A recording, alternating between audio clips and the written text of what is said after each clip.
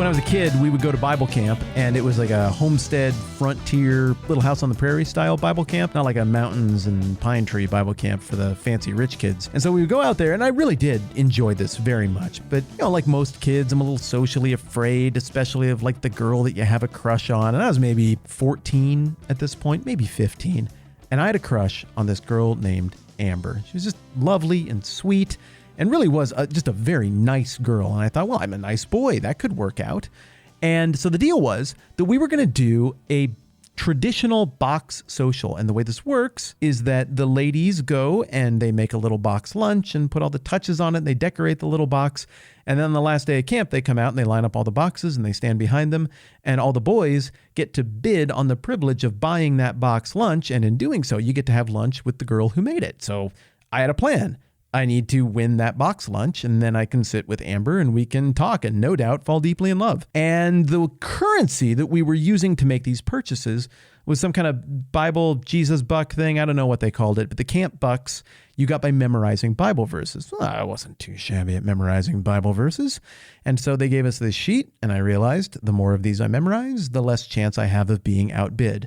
So I memorized the entire sheet, all of it. And then I thought, somebody else might catch up with me. I'm going to go in secret and ask the camp director to give me more verses to memorize. It's not like they're going to say no. It's Bible verses at a Bible camp.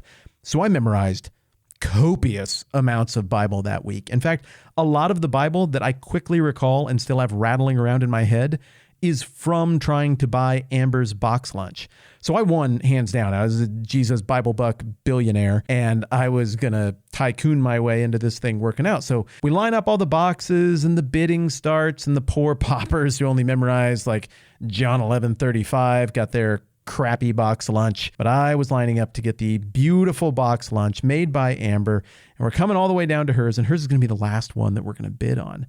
And the numbers, the math somehow didn't quite work out right. And so the last camper who had a box out there was her. And there's me and this other guy. And I'm stretching out and I'm like, it worked. I'm going to get the box lunch. And a little folded up paper football note comes to me. And so I opened the little note, and it was from Amber. And it just said, "Don't you dare bid on my box." I'm like, oh. And that sound that you still hear, maybe a tiny bit, of my poor little boy heart being deeply, deeply wounded. Yeah, that's real, because that's like one of the saddest things I remember feeling growing up. It honestly was kind of crushing. I was like, okay.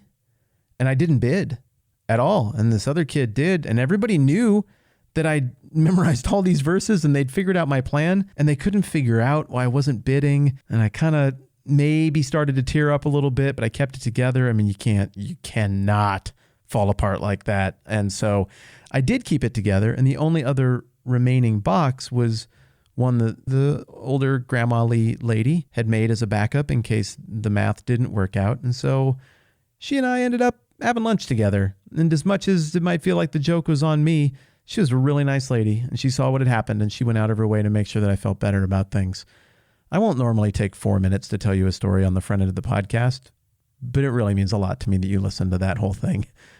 The point of all of this is, one, well, that was a formative experience for me, and I don't know what you should make of it. And two, the currency thing was fascinating. I was trading in one currency, which was this camp-assigned Camp Jesus Bible Buck thing, whatever it was called. But Amber was trading in another currency, which was actual social value and credibility. I thought that the currency I had was going to get things done. I quickly realized I was a millionaire in an ineffective currency, and it was going to do me no good. As we get into Matthew chapter 5, and we get into the place where finally we're going to hear what all of this is about. Why are we even doing this, Jesus? What's with the miracles? What's with the miraculous birth and the wise men and the baptism? Where is all of this headed? What are we supposed to do? I mean, all these people following you around. What's the big ask? As we get into this, we will find that it's not the idiot level ask, which is, oh, no, I need your money and your stuff. No, it's not the sophisticated cult leader long con. Nope, he's not setting that up either. Instead, he's going to go with something completely off the wall.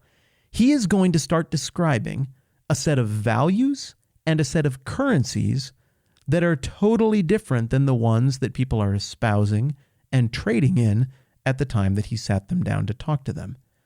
Everyone in this group, and I mean everyone in this group of the original audience members who are following Jesus around, and I mean the in-person original audience, they were trading in one currency, like money. Maybe social credibility would be another one, but money, like the normal one that you and I trade in too. So Jesus does one of the weirdest things ever for being at the here's the big ask moment where he turns over his cards and reveals what he's going for. He changes the currency. Well, you can't do that. You have to earn all the credibility with people. You have to have power before you can just change what actually has value. But he leads with that.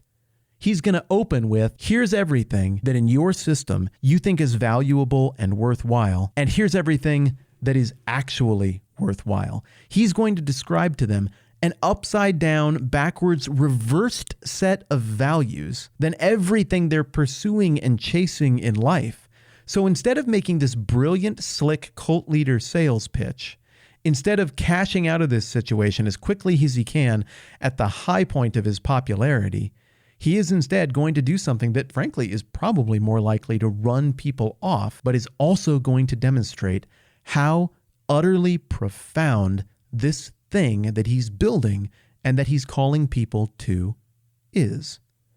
And in the same way that I had a pretty keen moment of awareness that I was trading in a currency that did not have value anymore in the situation, so I believe the people who heard what we're going to look at next in the Sermon on the Mount, Jesus' first big speech of it in front of everybody, would have also realized that if what Jesus is saying is true, all the things that they're hoarding, that they're chasing, that they're valuing, that they're jealous of other people for having more of, they don't matter. But that if this Jesus thing is real, and if he is who he claims to be, there's something else that does matter, something that is accessible to anybody, on the fringes of culture, right in the center cut of culture. And so I think what we are going to look at next as we move into the Sermon on the Mount would have been confusing, would have been scary, would have been a refreshing change from what other claimants to the role of Messiah would be about, and also would have been weirdly exciting to consider. If Jesus is legit, this changes everything. Forget what you know about religion. Forget what you know about all the other weird claims to power and cult leadership and this church and that televangelist and this politician who cites Jesus a little bit here or there. Stuff is about to get weird. Now, I don't want to leave you without reading any Bible, so I'm going to give you a preview of what we're going to look at a whole lot tomorrow. And again, I guess the second night or day, or I don't know when you listen to this. This is the second time in a row that I'm giving you homework, but try to think about these words in a fresh way. For those of you who've heard them before, and for those of you who are about to hear them for the first time, get ready to hear some of the weirdest, most important stuff that's ever been said or written down. It says, now when Jesus saw the crowds, he went up on a mountainside and sat down. His disciples came to him, and he began to teach them, saying, blessed are the poor in spirit, for theirs is the kingdom of heaven. Blessed are those who mourn, for they'll be comforted. Blessed are the meek, for they'll inherit the earth. Blessed are those who hunger and thirst for righteousness, for they'll be filled. Blessed are the merciful, for they'll be shown mercy. Blessed are the pure in heart, for they will see God. Blessed are the peacemakers, for they will be called sons of God. Blessed are those who are persecuted because of righteousness, for theirs is the kingdom of heaven.